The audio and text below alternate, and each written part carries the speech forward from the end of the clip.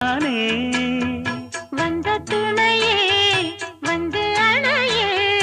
அந்தமுள்ள சந்திரனை சொந்தம் கொண்ட சுந்தரியே சாமி கிட்ட சொல்லி வச்சு சேர்ந்தது இந்த செல்ல கிளியே இந்த பூமியுள்ள காலம் மட்டும் வாழும் இந்த அன்பு கதையே முத்துமணியே பட்டு துணியே